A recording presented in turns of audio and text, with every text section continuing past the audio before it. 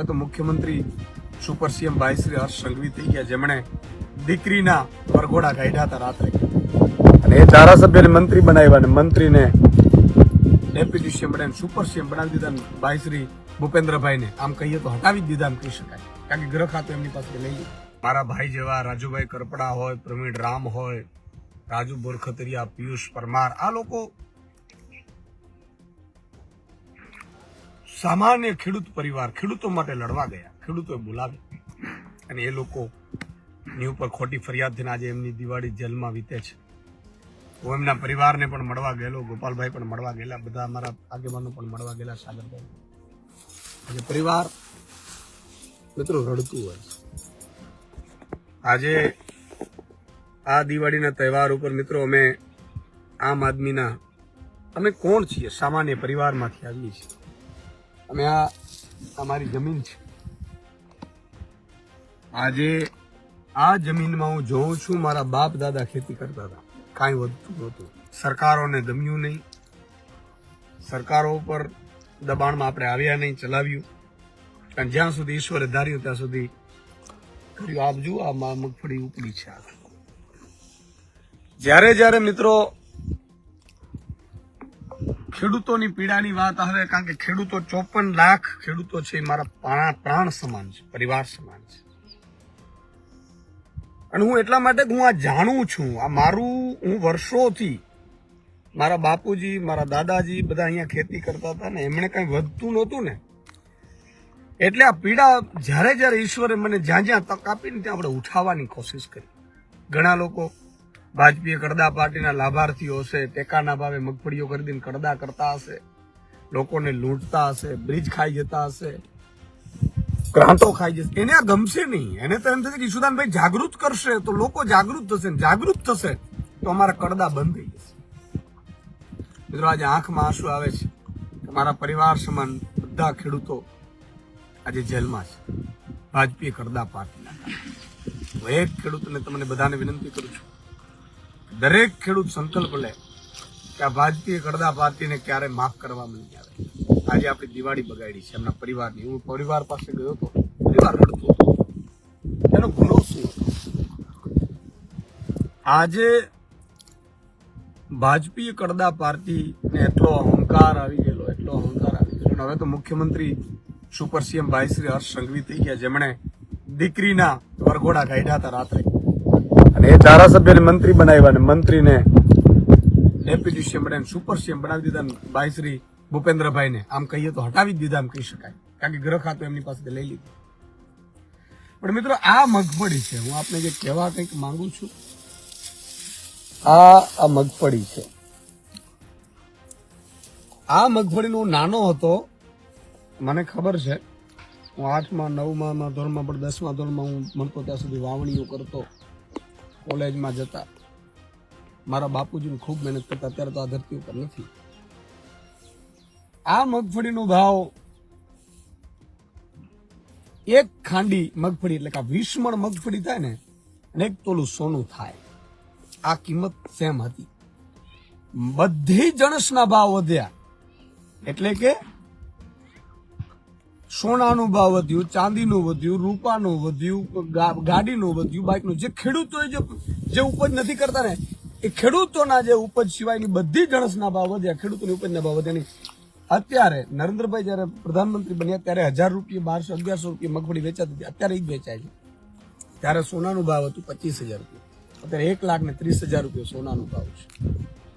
અમારે અહીંયા સગપણો કરવા હોય દીકરાને એટલે 8 થી 10 તોલા સોનું આપવું પડે છે. કોણ ગરીબ માણસ હવે કરી શકશે? આ પીડા છે ને ઈશુદાનભાઈ ની નથી. ઈશુદાનભાઈ તો નિમિત્ત બને છે. આ પીડા લાખો ખેડૂતોની, લાખો મજૂરોની, શ્રમિકોની પીડા લઈ ગયા છે. આજે અમને તમે જેલમાં નાખી દેશો. સામાન્ય પરિવારમાંથી આવીએ છીએ, અમારા કોઈ બાપ દીકરા મુખ્યમંત્રી નથી. આજે તમે આ જુઓ, આ મગફળી છે, આટલી મગફળી છે મારી, આ 50, 60, 70 વીઘાની એક સેટે મારી મગફળી છે. છતાંય મારા મગફળીમાં મિત્રો અહીંયા આ મજૂરોને, જો મજૂરો મારે ત્યાં અત્યારે 40 મજૂરો કામ કરે છે, એમને રોજગારી મળે, ભાગ્યાઓને રોજગારી મળે અને થોડું ઘણું આ થાય. આ મગફળી છે, મગફળી એકાના ભાવ 1452 રૂપિયા છે. કપાસના 1622 રૂપિયા ટેકાના ભાવ છે. અત્યારે આ મગફળી વેચવા જાઓ એટલે એ કડદા કરશે.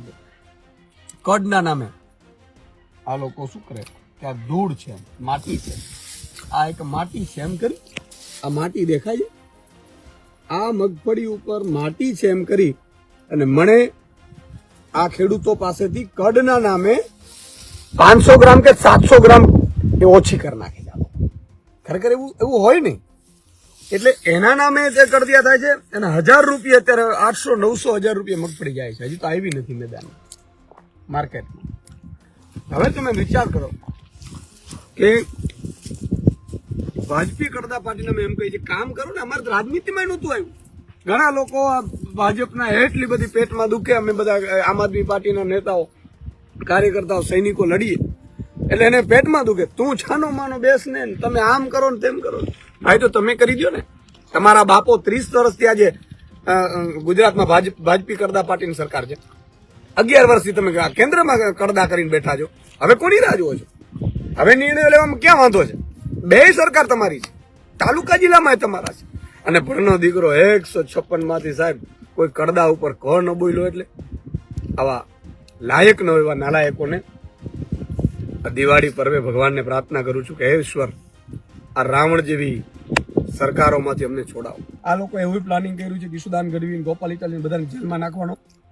મને હર 2 જણા કહેતા હોય ઈશુદાનભાઈ હવે તમે જેલમાં. જેલ શું, ગોળી મારી દો કોઈ ફેર નથી પડતો. ધ્યાન રાખજો. જ્યાં સુધી અમે જીવીએ છીએ ત્યાં સુધી આના માટે લડતા રહીશું. અને જો સત્તા ઈશ્વર અને પ્રજાએ આપી તો કામ કરીને બતાવશું. 78 વર્ષના આઝાદીમાં કામ ન થયું. કાકા મારી પીડા છે, મેં જોઈ છે. આજે ઈશ્વરે મને તો ખૂબ આપ્યું છે. મારા બાપુજીએ મને ભણાવ્યું. અત્યારે ઈશ્વરે મને ખૂબ આપ્યું છે. મારે જરૂર નથી કઈ. પણ દાખલો મારી જમીન ઉપરથી તમને એટલા માટે આપું કે મારી પાસે ઈશ્વરે બધું આપી દીધું. અને હું જો મારા જ પરિવારને સુખ કરી અને હું જ મારું જ ઘર સાચવીને બેસી જાઉં તો મારે તો બંગલા ગાડી બધું છે, માતા દયા છે. તો આ ધરતી ઉપર આવ્યા ન આવ્યો છે. બીજાના માટે જિંદગી જીવીને એનું નામ માણસ કહેવાય, એનું નામ મનુષ્ય ધર્મ કહેવાય. બીજાના માટે મરવું એનું નામ મનુષ્ય ધર્મ કહેવાય. એટલે હું આજે આપ સૌને વિનંતી કરું છું, વધારેમાં વધારે આ વિડીયોને શેર કરજો. આજે મારે એટલું જ કહેવું છે કે મગફળીનો ભાવ જે અત્યારે 2500 રૂપિયા મળવું જોઈએ તો 1000 પણ નથી મળતું. તેલનો ડબ્બો જો અત્યારે 1000 છે તો 1400 રૂપિયા 1500 મળવું જોઈએ, 3000માં મળે છે. એપીએમસીઓમાં કડદા થાય છે, કડના નામે લૂંટ થાય છે, ટેકાના ભાવે પણ ખરીદવામાં ગડબડો થાય છે. આ બધામાંથી કાયમી છુટકારો મેળવો તો તમે આમ આદમી પાર્ટીનો સંકલ્પ લેજો. આજ દિવાળીના તહેવાર આવતા કાલથી નવો વર્ષ શરૂ થાય છે અને ફરીથી સૌને નવા વર્ષની શુભકામનાઓ. ભગવાન રામને પ્રાર્થના કરું છું, ભગવાન ઈશ્વરને પ્રાર્થના કરું છું. હે ભગવાન, અમને આ રાવણ જેવા મહાકાય લોકોની સામે અમે લડવા નીકળ્યા છીએ. સામાન્ય પરિવારમાંથી લડવા નીકળ્યા છીએ. આજે કેટલાક લોકોને જેલમાં નાખી દીધા, ખોટા કેસ કર્યા, ખૂબ માર માર્યા પોલીસ થ્રુ. એની સામે પણ અમે લડીશું. સાથે સાથે આ પ્રજાની માટે પ્રજાનું પણ આત્મા જગાડજે, અમને પણ શક્તિ આપજે કે અમને આ લોકોની સામે ઝૂકીએ નહીં, ડરીએ નહીં, ખરીદાય નહીં અમારામાંથી કોઈ નેતા. અને મજબૂતાઈથી આ પ્રજાની લાગણીઓને માન આપી અને ભાજપીએ કડદા પાર્ટીને 2027માં અને આ તાલુકા જિલ્લા પંચાયતમાંથી કાઢીએ એવી અમને શક્તિ આપજે નવા વર્ષે. અને સૌને ફરીથી નવા વર્ષની ખૂબ ખૂબ શુભકામનાઓ. જય માતાજી, જય હિન્દ, જય ભારત, જય જય ગરવી ગુજરાત.